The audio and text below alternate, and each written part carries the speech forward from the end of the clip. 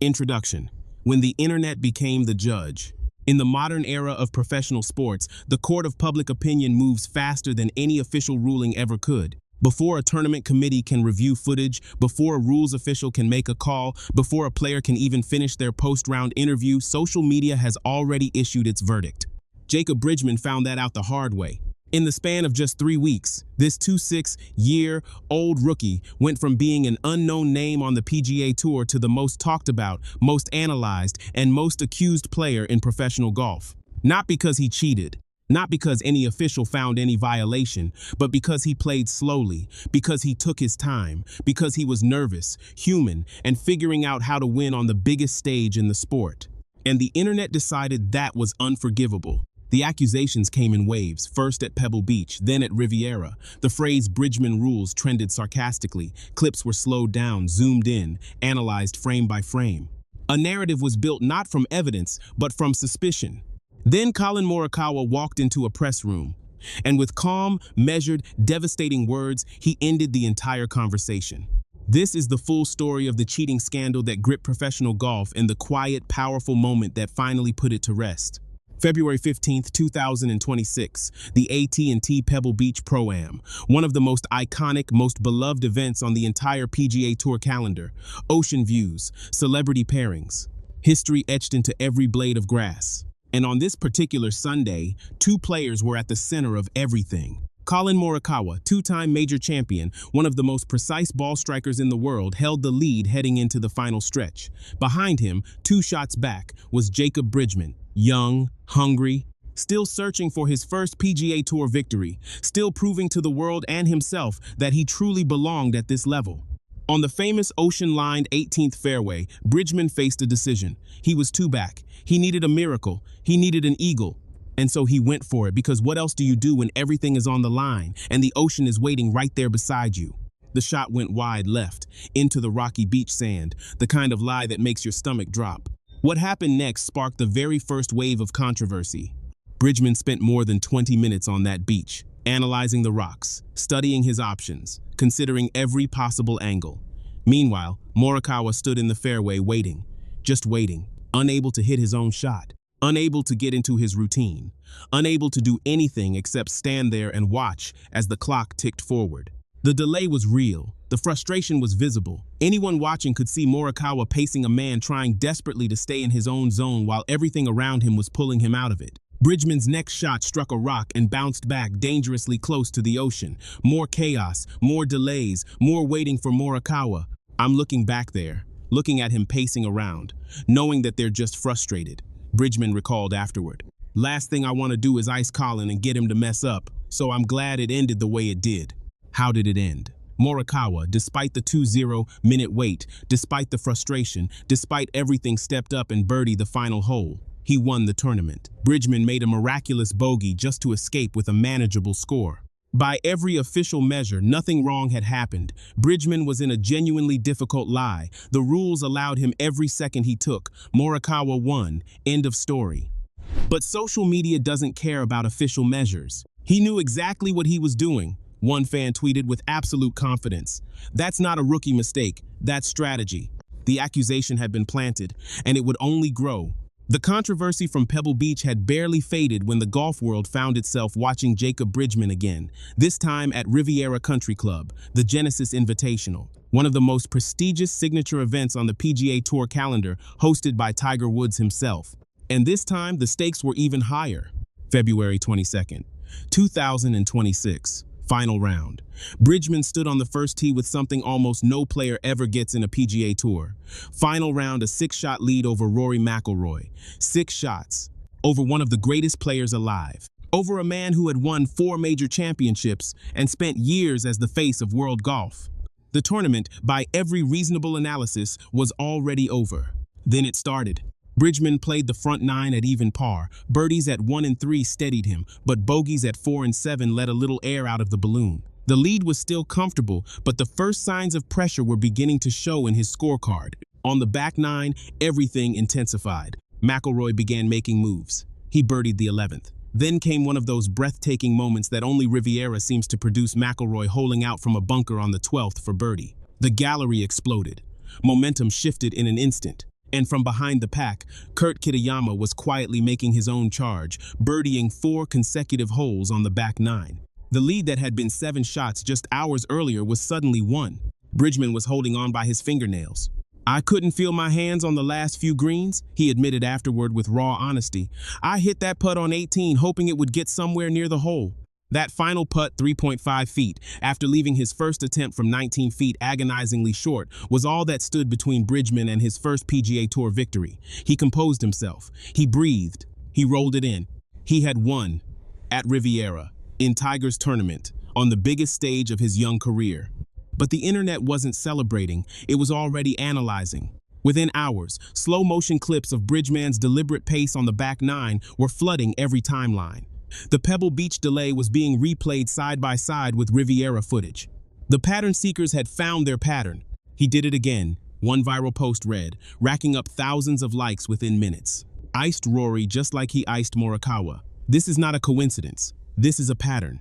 The hashtag Bridgman Rules began trending, a sarcastic, damning label that painted deliberate gamesmanship onto what was, by any objective reading, a nervous young man trying not to lose the biggest moment of his life. The cheating scandal born on a rocky beach at Pebble Beach had just gotten a massive second life. Here is where the full story gets more complicated than the viral clips allowed. In the middle of all the slow-motion analysis, in between all the accusatory posts and trending hashtags, golf journalist Christopher Powers tweeted something that barely got noticed at the time, but told the real story better than any clip. Rory McIlroy and Jacob Bridgman were spotted chatting casually on the 12th fairway, walking side by side, comfortable, relaxed, talking the way two people talk when there is no ill will between them. Rory and Jacob Bridgman chatting it up as they walk down the 12th fairway, Powers wrote, not applying the Bryson method today. That reference was significant. At the 2025 Masters, Bryson DeChambeau had revealed that McIlroy didn't speak a single word to him during the entire final round. Complete silence. Pure competitive focus.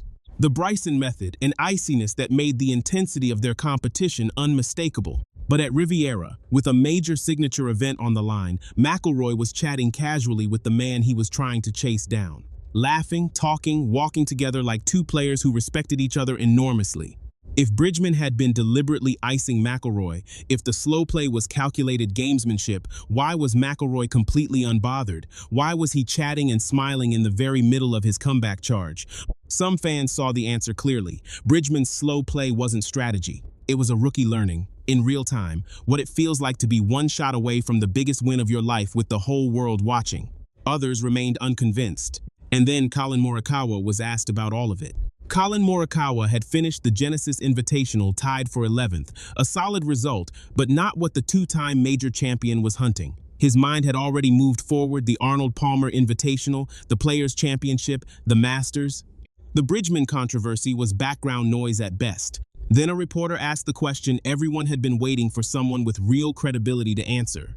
"Collin, given what happened at Pebble Beach and then watching Jacob Bridgman's win at Riviera, with all the talk about slow play and icing accusations, do you have any thoughts on how he handled himself in that final round?" The room went still. Cameras moved in closer. Everyone present expected the standard dodge, something about focusing on his own game, not commenting on other players. The usual safe non-answer that professional athletes give when they want to avoid controversy. Morikawa didn't give them that. "You know what? I'm going to be honest here," he began, his voice measured and calm but carrying an unmistakable edge of conviction. "I've watched it, I've thought about it, and here's what I'll say." He paused just long enough to make sure every person in that room was fully paying attention. Golf is hard. It's really hard. When you're out there with a lead, with the pressure of winning your first PGA Tour event at Riviera, with Tiger watching, with Rory pushing you, things happen. You slow down, you get nervous. Your hands shake. That's not gamesmanship, that's being human.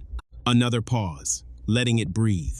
At Pebble, I waited a long time, and you know what? I still won. I birdied the last hole and won the tournament.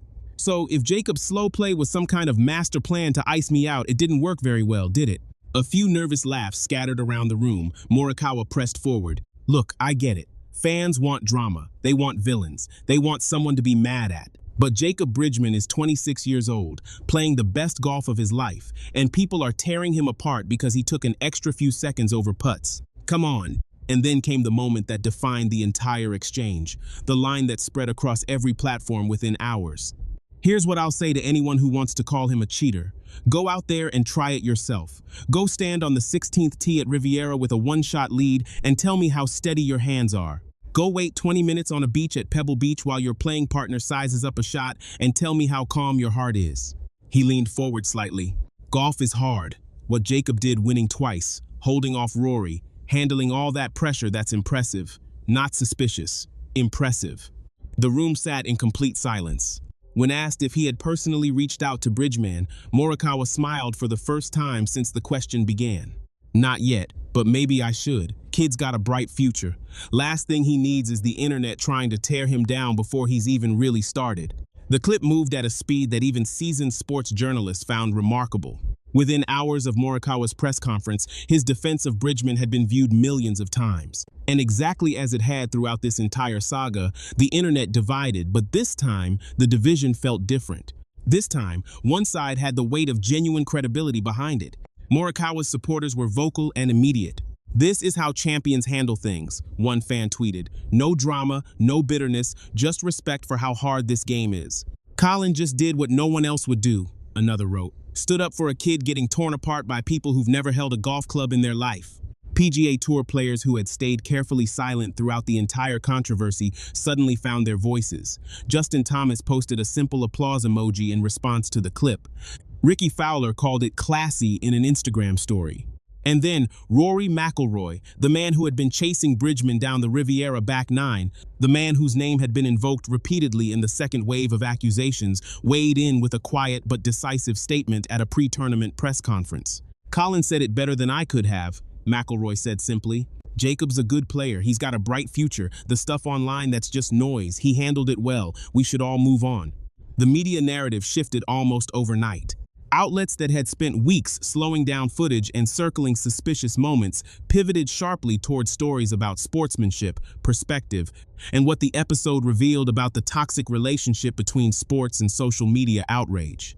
The cheating scandal that had dominated golf headlines was quietly, decisively retired. When Jacob Bridgman was asked about Morikawa's comments during his pre-tournament interview at Bay Hill, something in his composure visibly shifted. This wasn't a player deflecting a difficult question. This was a young man who had spent 3 weeks absorbing accusations, reading things about himself that had no basis in reality, and carrying that weight while still performing at the highest level of his sport.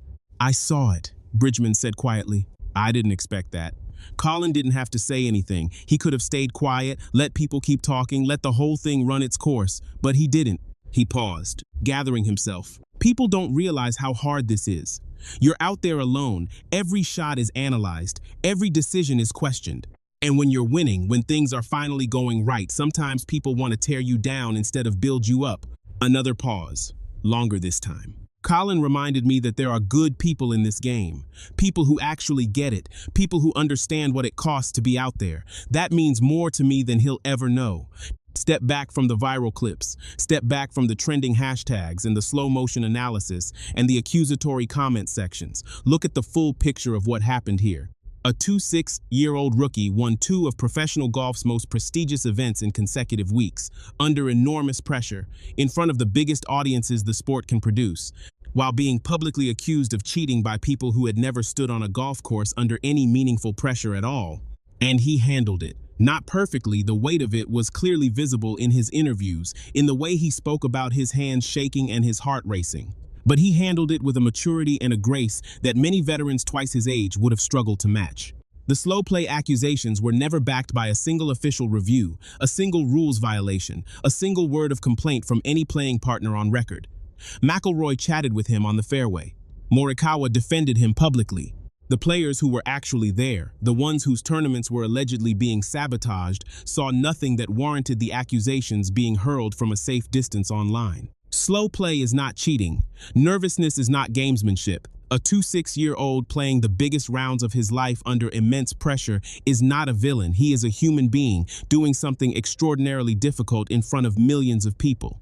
Collin Morikawa understood that, and he said it out loud when he didn't have to. That is what real leadership looks like in professional sports.